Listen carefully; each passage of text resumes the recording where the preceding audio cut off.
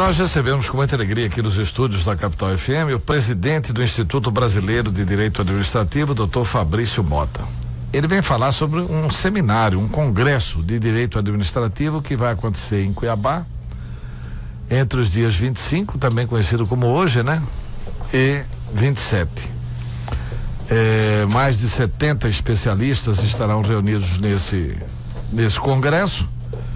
E eu começo perguntando ao doutor Fabrício quais são os objetivos principais desse congresso. Bom dia, um prazer enorme recebê-lo aqui. Bom dia, Antero, amigos, é um prazer estar aqui. Esse é um evento já tradicional no calendário jurídico nacional.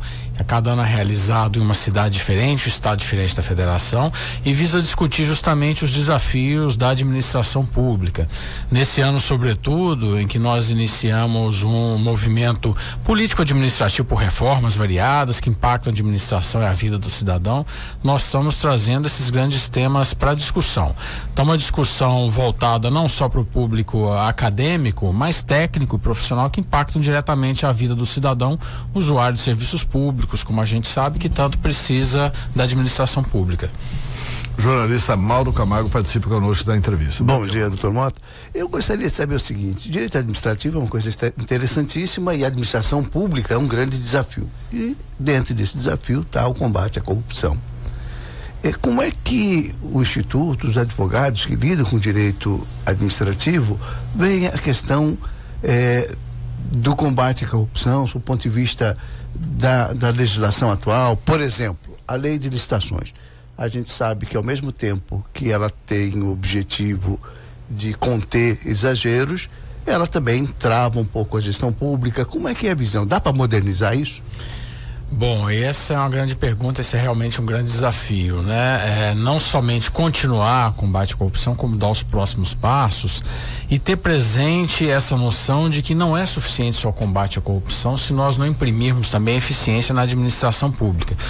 Você pontuou muito bem, a lei de licitações, todas as nossas leis que cuidam de licitações públicas, elas têm o objetivo principal não só de permitir que a administração consiga a melhor oferta, a melhor proposta, mas também de dar igualdade de chances, oportunidades àqueles interessados. E muitas vezes, para cumprir esses objetivos, nós temos leis que são ainda anacrônicas, com excesso de formalismo, com excesso de documentação, que acabam selecionando o melhor cumpridor de regras e não a melhor proposta necessariamente. Ora, nossa lei é de 1993, nós sabemos que ela não foi suficiente para que... O senhor está falando da 8666? Exato. A lei 8666 de 93 não foi suficiente para que nós tivéssemos talvez um decréscimo, não da corrupção. E hoje ela não se prestou efetivamente para isso, né? Eu penso que houve melhora e, sobretudo, a transparência que nós temos hoje atualmente tem demonstrado, pelo menos com relação aos pontos que podem e merecem ser aperfeiçoados. Mas hoje já há um relativo consenso e os projetos em discussão no Congresso apontam para isso, de que é preciso simplificar um pouco os procedimentos. É o ditado popular, né? De se criar dificuldade para alguém vender facilidade. Então, quando se tem muitas amarras, muitas regras que não têm ligação direta com o interesse público, daí surgem ou podem surgir oportunidades corruptivas para buscas de descaminhos, de facilitação, excesso de exigência, então, que não tem ligação direta. Mas essa simplificação de procedimentos, às vezes não entra numa facilidade criada que acaba causando prejuízo maior à administração pública. Por exemplo, aqui em Mato Grosso tem empresas aqui especialistas em mergulhar no preço, aí pega a obra e aí não dá conta de fazer a obra. E aí a obra fica mais cara. Deve ser no Brasil inteiro. Estou dizendo aqui, Mato Grosso, que eu conheço aqui. E aí, facilitou o procedimento, a empresa pôde participar. Tá bom, mas não aguentou fazer a obra. E aí? Fica mais caro para a administração pública. Vem um outro desafio, Antero. Eu acho que hoje não tem receio afirmar que grande parte da corrupção, que ela não pode ser e não ocorre propriamente na licitação em si, mas ela é durante a execução dos contratos. Acho que a Geraldo Ataliba dizia que nem todo aditivo, alteração do contrato é uma fraude, mas toda fraude se faz por aditivo. Então, quando a administração pública não fiscaliza, por exemplo, essas empresas, esses contratos, essas empresas que mergulham, como você disse, no preço, não conseguem executar, pela lei, o Estado ele tem o dever de sancionar essa empresa para que na próxima ela não possa participar de uma licitação, para ir tentando depurar e afastando aqueles realmente, os aventureiros do mercado, os que não têm condição, os que se fiam somente nessas condições. Mas o Estado, a administração, acaba sendo omisso. Então, quer dizer, essa empresa que não conseguiu cumprir um contrato, o Estado não faz nada, na próxima licitação ela está de novo e faz a mesma coisa. E nós temos sanções para isso, declaração de inidoneidade, como a gente está vendo agora. Uma outra questão, o que precisa para declarar a inidoneidade? Porque aqui tem vários casos assim berrantes, né? Berrantes, que saltam aos olhos, que deveriam ser declarados inidôneos e não são. Nós temos algumas possibilidades na lei de licitações, que é justamente quando são cometidas reiteradamente fraudes contratuais. A lei do próprio Tribunal de Contas, independente das licitações, permite que o Tribunal de Contas declare uma empresa inidônea. E atualmente a lei de combate à corrupção, também voltada à sanção já de pessoas jurídicas, também permite que se afastem essas empresas. Tá. Qual que é a influência da Lava Jato? Eu vou fazer, vamos ver se me faço entender. A Operação Lava Jato trouxe ao país, inclusive pressionado pela Lava Jato, o Supremo Tribunal Federal acabou decidindo pela proibição da contribuição de CNPJ para as campanhas eleitorais. O que remetia a um passado que era absolutamente verdadeiro. Era só olhar quais as empresas que contribuíam com a campanha de determinado presidente, governador e prefeito, e depois olhar o resultado das licitações para verificar que quem contribuía era normalmente o vitorioso nas licitações. O que levava ao entendimento assim, de que no Brasil, o Mário Covas falou isso em 1989, nós precisamos dar um choque de capitalismo, porque no Brasil não tem livre concorrência. A concorrência já é escolhida pela administração pública. Quem pagou e contribuiu com a campanha ganha as obras durante o governo. Fez o investimento, na verdade. Como é que é isso? E isso continua assim? Porque se alguém se debruçar, fazer uma tese de mestrado, doutorado, pegando qualquer governo, sorteia um dos 27 estados, verifica quem que contribuiu com a campanha e quem que executou a obra, vai ver ali uma enorme coincidência. E o desafio é que muitas vezes a gente nem consegue ver isso com a transparência por conta dos meios escusos, dos laranjas, do caixa 2, 3 e 4, mas aí a gente encontra justamente a junção do sistema político com a administração pública, né? Como eu falava a respeito do investimento. E sempre existiram regras não proibindo doação por CNPJ de campanha política, mas que essas pessoas tivessem, claro, algum tipo de privilégio, o mesmo contrato com a administração pública, e não foram suficientes. Então talvez a raiz, não só a raiz, mas o caminho seja o sistema partidário, a reforma do sistema político partidário como um todo, que hoje se contribui não com base em ideias, em programas de governo, mas para isso, para se ter um benefício, uma facilidade futura. E se me permite também, a administração tem a sua parcela de culpa nisso, porque o Estado muitas vezes ele contrata mais caro, nós sabemos, não é só quando tem corrupção, quando tem desvio. É porque mesmo o empresário correto, honesto, ele embute no seu preço a expectativa que ele não vai receber, que ele vai ter que pedir um favor para que seja reconhecido algo que é direito. Porque tem um risco, né? Para aí. Do governo não pagar e pronto. Não vai acontecer nada. Mas alto lá, não está na lei que eu só posso lançar uma obra se eu tiver orçamento e recursos para isso?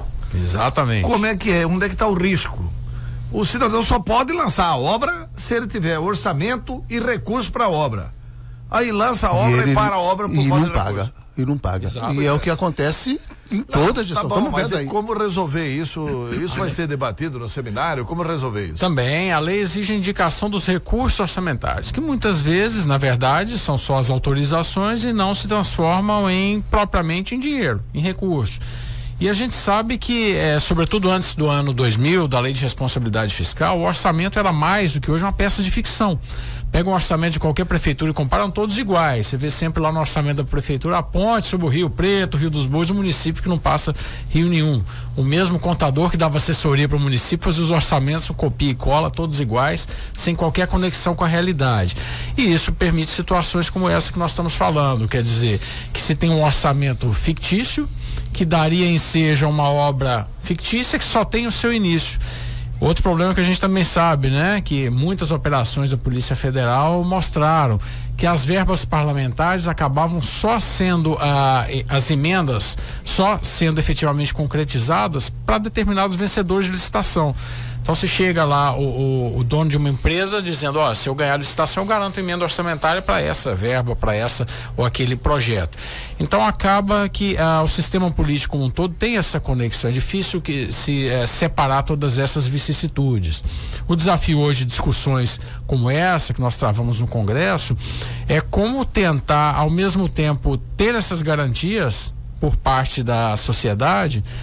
E você dizia, dá um choque de capitalismo, né? Superar essa visão estrita que muitos órgãos de controle têm de ver o particular, o empresário como um vilão e o Estado como um mocinho, que muitas vezes não corresponde à realidade, porque o empresário que é honesto, correto, que quer livremente participar de uma obra, não se veja desestimulado por conta desse cenário atual. Eu gostaria, eu acho que a conversa rende muito, mas eu queria tocar num outro assunto que me parece bastante propício nesse momento de crise que o Estado brasileiro vive, que os estados e os municípios vivem.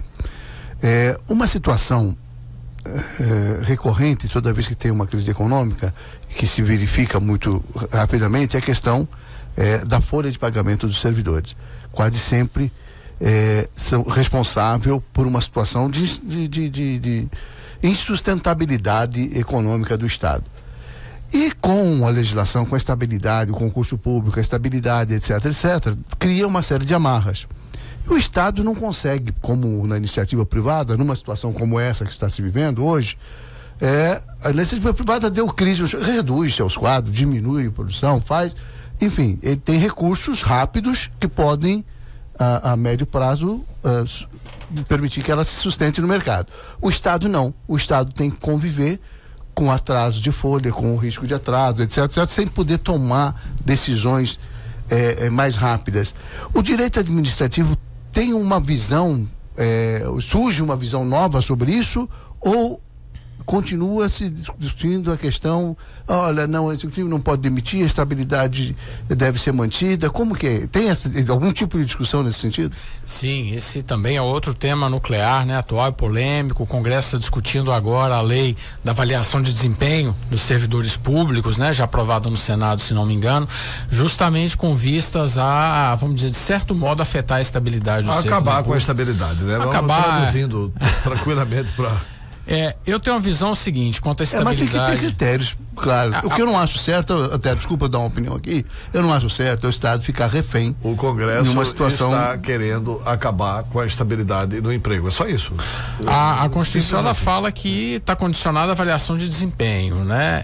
E a estabilidade, na forma que ela foi concebida, como a gente sabe, na verdade é para ser mais uma prerrogativa da sociedade do que do agente público. O que se visa com a estabilidade? É dar ao servidor público aquela tranquilidade de carreira de Estado, né? Exato, quer dizer, de que ele não precisa se curvar a uma ordem legal, a um governador, a um prefeito que é de outro partido, que ele só deve obedecer à lei e à sua consciência porque ele não pode ter sua remuneração reduzida, cassado a sua aposentadoria, ser mandado embora. Então ele não pode ficar sujeito à pressão para as carreiras de Estado. Você pontuou muito bem.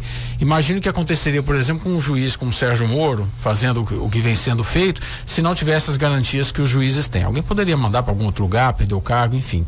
Então, com relação, e esse me parece o ponto, às carreiras de Estado, a essas que em nome do Estado exercem algum tipo de poder, aquelas atividades que não podem ser repassadas para particulares, eu não consigo pensar o serviço público sem a estabilidade. Ocorre que a estabilidade se generalizou para todas as atividades, né? Desde as mais materiais e sem qualquer demérito, são somente atividades, nós estamos falando, até as carreiras de Estado. E aí com isso nós chegamos a esse panorama, que é o mesmo regime jurídico da pessoa que executa atividades que não são de Estado, burocráticas, administrativas, exato, tal, que podem ser materiais, reduzidas, que hoje são objeto de terceirização, e daquele que em nome do Estado que multa, que manda prender, que manda soltar, que impõe sanções. Então isso realmente causa um engessamento, e a discussão hoje é se é possível ou acabar ou flexibilizar a estabilidade, mas com relação a essas carreiras que não são de Estado. Quer dizer, que não precisam dessas garantias porque não estão sujeitos a essa pressão pressão, a essas pressões. Então, o servidor público que para ser bem direto, que é bandido, é porque ele quer, porque ele não pode sofrer nenhum tipo de sanção institucional, né? E a estabilidade, por fim, não pode ser desculpa não trabalhar. Quer dizer, a lei também tem mecanismo, muitas vezes o que é a omissão dos chefes da administração, não é garantia para a pessoa não trabalhar, ser ineficiente. Para isso você tem processo disciplinar, você tem crime, tem improbidade. Então, uma discussão, essa generalização acabou permitindo que chegássemos a esse cenário que você descreveu muito bem. Nós estamos entrevistando aqui o presidente do Instituto Brasileiro de Direito Administrativo, doutor Fabrício Mota. Doutor Fabrício, quando que um dos princípios da administração pública vai deixar de ser letra morta na Constituição, que é o princípio da eficiência? Porque são princípios da administração pública, está lá no artigo 37. Legalidade, impessoalidade, moralidade, publicidade e eficiência. A tal da eficiência. Não basta constatar que o Estado gasta 12% com a saúde. O Estado aqui gasta 12% com a saúde. E é uma tragédia a saúde no Estado de Mato Grosso. A gestão da saúde no Estado de Mato Grosso é uma tragédia. Quando que vai se colocar em prática o princípio da eficiência? Não basta gastar 25% na educação. É preciso que a educação seja eficiente. Quando é que isso vai ser colocado em prática, esse princípio da eficiência? Uma boa pergunta. Você sabe que esse princípio da eficiência foi colocado com a emenda constitucional 19, né, de 98, e na época em que foi inserido lá no artigo 37, muitos diziam, não adianta, não é preciso colocar esse princípio, porque o Estado já tem a obrigação de ser eficiente. E de lá para cá não sei se mudou muita coisa, o cenário que você descreveu. Então realmente não basta só positivar, colocar na norma esse princípio, se ele não for realmente cobrado. Eu penso que isso demanda muito a uma mudança do perfil da atuação dos órgãos de controle. E quando eu falo o Tribunal de Contas aqui está querendo exigir isso agora. Isso. A questão da eficiência. Não é só o gasto, mas também a verificação se houve... A qualidade do gasto. Exato. Não somente aquele controle mais contábil, orçamentário, quer dizer, se receita e despesa bateram, se a licitação foi feita, mas se o medicamento chegou no posto de saúde, se a criança não evadiu da escola, as metas do Plano Nacional de Educação. Então, esse controle da gestão pública como um todo é o desafio dos órgãos de controle, tribunais de contas, o próprio Ministério Público, que tem uma atuação muitas vezes mais a posteriori, não só acusatória, mas um viés um pouco diferente, não de colaborar, contribuir com a gestão. Esse desafio vem, por exemplo, a incentivar, como nós teremos no Congresso, o fórum para identificar boas práticas de gestão pública. São essas práticas que, sem gastos e sem mudança de lei, mas contribuem para a gestão mais eficiente. Então, se eu manter um foco só na legalidade, só na licitação, eu posso ter uma licitação no papel perfeitamente legal, com preços de acordo com o mercado, mas que não cumpriu a sua finalidade, que não atingiu os resultados desastrosos, inclusive. E outro desafio é cobrar o dever de planejamento, né? Vocês conhecem também a realidade municipal. Se a gente trata somente com a União, isso ainda é claro, mas pense nos municípios, nos 5.570, se não me engano, municípios do Brasil que nós temos. Se nós temos algum planejamento de política pública, por exemplo, nós não temos, né? A política pública de saúde municipal é comprar ambulância e mandar para a capital. Então, eu não tenho planejamento, só tenho execução e não tenho posteriormente uma avaliação. Que meta que eu programei que não foi atingida? Por quê? O que eu preciso corrigir? Planejamento estratégico zero, né? Em regra. Exato. E para isso, como vocês diziam, eu acho que o Tribunal de Contas, sobretudo, tem muito a contribuir para que o enfoque seja, sobretudo, não só punir o gestor, e tem que ser punido, aquele que atenta contra as leis, mas que possa ser esse órgão colaborador, indutor da gestão pública. Os municípios não têm condição, por exemplo, de fazer isso sem o auxílio de uma estrutura grande, como os tribunais de contas. Então, penso que esse papel indutor dos órgãos de controle, de valorizar essas práticas e de cobrar planejamento, vai ser essencial para que nós possamos, como o Antero disse, ter um prazo ou ver realmente a eficiência realizada na prática. Resultado, né, doutor? Discutir resultado, né? Isso. Não adianta ter só o investimento ou só o custeio, ou só o gado, e não ter resultado, a qualidade do gasto público. Vou fazer uma pergunta para o senhor. Eu e Mauro Camargo, estou fazendo uma pergunta hipotética, claro, né? Temos uma empresa de construção civil, essa empresa entrou em recuperação judicial. Aí Mauro Camargo e eu criamos uma nova empresa, um novo CNPJ. Nós entramos em recuperação judicial, criamos uma nova empresa, um novo CNPJ, com as mesmas atividades da empresa anterior. essa empresa está habilitada a participar normalmente das licitações, de tudo e tal, e se essa empresa ela por ter já solicitado a recuperação judicial, quer dizer, os benefícios da recuperação judicial a empresa antiga já goza, e a empresa futura, como é que fica? Hoje, a lei de licitações é antiga, como nós dizíamos, então ela ainda fala propriamente mais em falência, como a lei antiga, do que em recuperação judicial, porque com a recuperação judicial, o que as leis visam é dar oportunidade à empresa realmente de se erguerem, reestruturarem, né? O que as leis vedam, que os tribunais vêm coibindo, acho que não era esse propriamente o exemplo, mas é quando há o abuso de forma para fraude propriamente dita. Então são os sócios que fazem uma fraude, então vem uma operação e inabilita aquela empresa e criam outra para fraudar. Então é considerado abuso de forma, e aí sim se pode estender a penalidade não só para os sócios da empresa, como também para uma outra empresa que foi criada com esse intuito. Aí nós já não estamos falando de recuperação judicial, né? Mas de fraude feita. Aí é um caso de polícia já, né? Exatamente. Nós entrevistamos aqui o presidente do Instituto Brasileiro de Direito Administrativo, Dr. Fabrício Mota. Ele vai participar do seminário que começa daqui a pouco no Teatro Zulmira Canabarros, das 9 às 18 horas. Qual que é o público desse seminário para a gente encerrar? E muito obrigado pela entrevista. Eu agradeço, Antero. O evento vai acontecer agora quarta, quinta e sexta, nos próximos 3 dias. O público principal, o público profissional da área jurídica e de administração pública, advogados, servidores, procuradores, promotores e também acadêmicos, também dos cursos de direito que apresentam seus trabalhos, defendem suas teses. Um grande evento que nós trazemos aqui para Cuiabá, tentando deixar aí plantada uma semente, né, voltada à discussão de temas como esses que nós falamos aqui hoje. Muito obrigado pela entrevista. Prazer.